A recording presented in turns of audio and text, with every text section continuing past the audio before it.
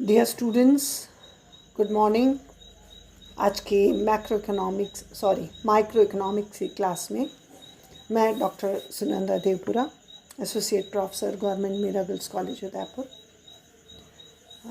आज हम मांग के प्रकार पर चर्चा करेंगे। इससे पहले हमने मांग की परिभाषा, मांग क्या होता है, मांग वक्र और मांग नियम के बारे में अध्ययन किया था। मांग के प्रकार मुख्य रूप से 3 प्रकार के हैं। मांग के प्रकार यानी टाइप्स ऑफ डिमांड मुख्य रूप से 3 प्रकार की है। मूल्य मांग यानी प्राइस डिमांड, आय मांग यानी इनकम डिमांड और आड़ी या तिरछी मांग यानी क्रॉस डिमांड। उपभोक्ता के लिए किसी भी वस्तु की मांग या तो उस वस्तु के मूल्य पर निर्भर करती है अथवा उपभोक्ता की आय पर। इसके अतिरिक्त वस्तु की मांग प्रतिस्थापन वस्तुओं के मूल्य पर निर्भर करती है। प्रोफेसर बार्बर ने मांग के 3 प्रकार बताए हैं। पहला मूल्य मांग, दूसरा आय मांग और तीसरा आड़ी या तिरछी मांग। अब हम इन सभी का संक्षिप्त विवरण आगे करने वाले हैं। तो सबसे पहले हम लेते हैं मूल्य मांग यानी प्राइस डिमांड।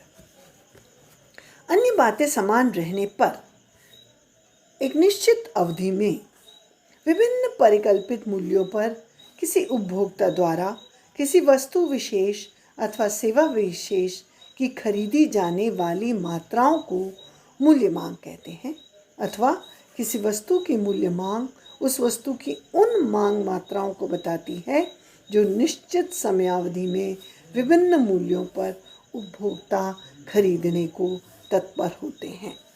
इसे हम एक बहुत सिंपल से समीकरण से भी समझ सकते हैं। This is demand for A is function of price of A. A वस्तु की मांग उसकी कीमत पर निर्भर करती है। इसे मांग मूल्य भी कह सकते हैं, या किसी वस्तु की मांग उसकी कीमत का फलन है। किसी भी वस्तु की मांग उसकी कीमत का फलन है। अब इस डायग्राम को अगर हम लें तो हमें ये बहुत आसानी से समझ में आएगा कि जब किसी वस्तु की कीमत P दी हुई है, उस समय उस वस्तु की Q मात्रा मांगी जाती है। लेकिन अगर वस्तु की कीमत कम हो जाती है तो वस्तु की मांग बढ़ जाती है, यानी मांग और कीमत में यहाँ विपरीत संबंध हो रहा है। तो इन बिंदुओं को मिलाने वाली रेखा को हम कीमत मांग रेखा या DD डिमांड कर्व कहते हैं, जो ये एक्सप्लेन करता है कि वस्तु की कीमत के कम होने पर मांग बढ़ती है या कीमत के बढ़ने पर वस्तु की मांग कम हो जाती है। और उपभोक्ता का जो साम्य है वो E बिंदु से लेकर E1 बिंदु पर आ जाता है। यह मांग का व्यक्तिगत विश्लेषण है। इस प्रकार सभी व्यक्तियों की मांगों को जोड़ दिया जाए तो यह बाजार मांग कहलाएगी। ये जो विश्लेषण है ये किसी एक व्यक्ति का किसी एक वस्तु की मांग के लिए है, लेकिन उसी वस्तु की मांग अगर सभी व्यक्तियों की जोड़ दी जाए तो उसे हम बाजार मांग वक्र कहते हैं। इसी कंसेप्ट को आगे बढ़ाने के लिए दूसरा है इनकम डिमांड, यानी कि दूसरा है आय मांग, इनकम डिमांड। आय मांग का अभिप्राय प्रायः अन्य बातों के समान रहने पर एक निश्चित समय में उपभोक्ता द्वारा आय के विभिन्न स्तरों पर वस्तुओं एवं सेवाओं की खरीदी जाने वाली मात्राओं को आय मांग कहा जाता है। गुण तथा प्रकृति के आधार पर प्रायः वस्तुएं भिन्न भिन्न प्रकार की होती हैं। वस्तुओं को हम 2 भागों में बांट सकते हैं गुण और प्रकृति के आधार पर, जिसमें पहला है उत्तम या श्रेष्ठ वस्तुएं और दूसरा है हीन अथवा निकृष्ट वस्तुएं। और इस तरह इन दोनों प्रकार की वस्तुओं के लिए अलग अलग प्रकार का मांग वक्र बनता है। उत्तम या श्रेष्ठ प्रकार की वस्तुओं के लिए ये वो वस्तुएं होती हैं जो व्यक्ति के जीवन स्तर में वृद्धि करती हैं। उत्तम या श्रेष्ठ प्रकार की वस्तुएं, ये वे वस्तुएं होती हैं जो व्यक्ति के जीवन स्तर में वृद्धि करती हैं। आय बढ़ने के साथ साथ इन वस्तुओं की मांग बढ़ती है तथा आय में कमी होने पर इन वस्तुओं की मांग भी घटती है। अतः मांग वक्र बाएं से दाएं की ओर ऊपर उठता हुआ होता है। तो इस डायग्राम में हम देखें कि यहाँ पर ये मांग वक्र बाएं से दाएं की तरफ ऊपर उठता हुआ है। इधर व्यक्ति की आय है इस एक्सिस पर और इस एक्सिस पर वस्तु की मांग है। तो जब इनकम y है तो मांग q है और जब इनकम y डैश हो जाती है तो मांग q डैश हो जाती है, यानी कि आय बढ़ने पर मांग भी बढ़ती है। इसलिए इस तरह का जो कर्व है ये अपवर्ड स्लोपिंग कर्व होता है, ऊपर की ओर बढ़ता हुआ होता है। दूसरा है हीन अथवा निकृष्ट वस्तुएं। कुछ वस्तुओं को आर्थिक दृष्टि से निम्न कोटि अथवा घटिया वस्तुएं कहते हैं। श्रेष्ठ एवं घटिया वस्तुएं परस्पर सापेक्षिक तथा वस्तुओं की तुलनात्मक श्रेष्ठता को व्यक्त करती हैं।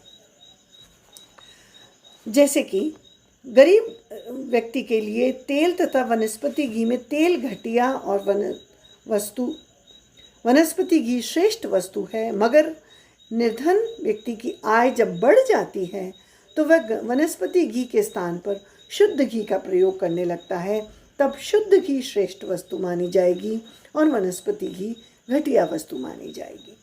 तो आय के बढ़ने पर बढ़ी हुई आय को इस श्रेणी की वस्तुओं पर व्यय करने की बजाय उपभोक्ता श्रेष्ठ वस्तुओं पर व्यय करना अधिक पसंद करता है। यही कारण है कि आय बढ़ने पर इन वस्तुओं यानी निकृष्ट या घटिया वस्तुओं की मांग में कमी आ जाती है तथा आय घटने पर वृद्धि हो जाती है। तो ये इसका जो डिमांड कर्व है वो डाउनवर्ड स्लोपिंग डिमांड कर्व होता है। इस एक्सिस पर हम डायग्राम में देखें तो इस एक्सिस पर आय है और इस एक्सिस पर उस निकृष्ट वस्तु की मांग है। जब इनकम y है तो उपभोक्ता Q1 वस्तु की मांग करता है और जब इनकम y1 होती है तो उपभोक्ता Q1 वस्तु की मांग करता है। तो इस प्रकार ये Q1 नहीं है, यहाँ पर आपको Q1 लिखना रहेगा।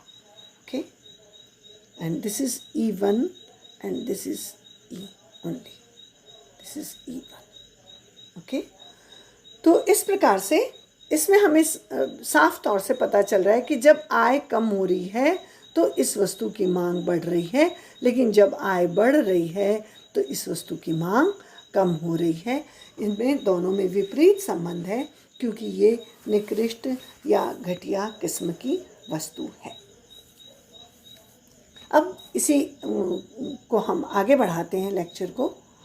नेक्स्ट तीसरी प्रकार की जो मांग है वो है तिरछी या आड़ी मांग, जिसको हम कहते हैं क्रॉस डिमांड।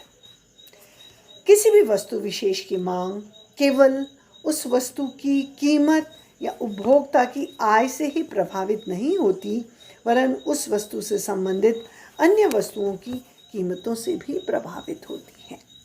इस प्रकार संबंधित वस्तुओं को दो भागों में बांटा जा सकता है, जिसमें है पहला प्रतिस्थापन वस्तुएं या सब्स्टिट्यूट गुड्स और दूसरा है पूरक वस्तुएं या कॉम्प्लीमेंट्री गुड्स। अब हम इनको एक एक को बारी बारी से अध्ययन करते हैं, जिसमें पहला है प्रतिस्थापन वस्तुएं या सब्स्टिट्यूट गुड्स।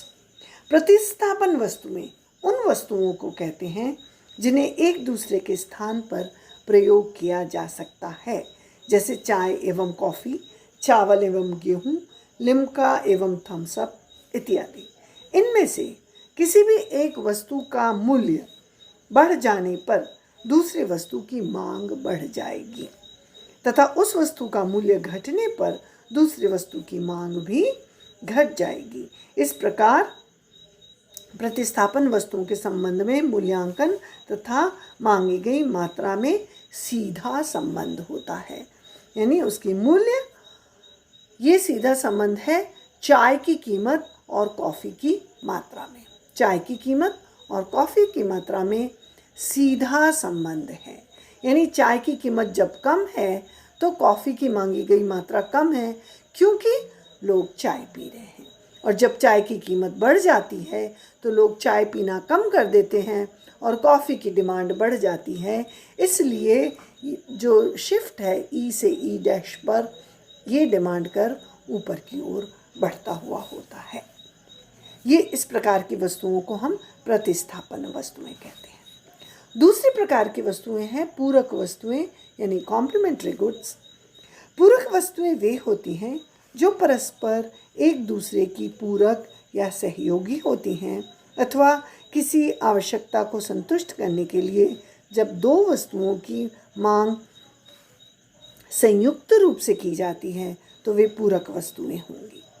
जैसे पेन तथा स्याही, कार एवं पेट्रोल, डबल रोटी तथा मक्खन, क्रिकेट का बैट है तो बॉल इत्यादि। तो इन चीज़ों को हम इस डायग्राम से समझने की कोशिश करते हैं कि ये मक्खन की मात्रा और इधर ब्रेड का मूल्य हमने लिया है। तो जब ब्रेड का मूल्य कम हो जाता है तो लोग ब्रेड अधिक मात्रा में खरीदेंगे, तो लोग मक्खन को भी अधिक मात्रा में खरीदेंगे। और अगर ब्रेड का मूल्य बढ़ जाता है तो लोग ब्रेड को कम मात्रा में खरीदेंगे, तो उस पर स्प्रेड करने के लिए लोग मक्खन को भी कम मात्रा में खरीदेंगे। तो इस प्रकार से ब्रेड के मूल्य और मक्खन की मात्रा में विपरीत संबंध मालूम होता है। तो ये हुआ पूरक वस्तुओं के संबंध में। इसी प्रकार से अन्य प्रकार के मांग वक्र भी बताए गए हैं, that is other types of demand curves.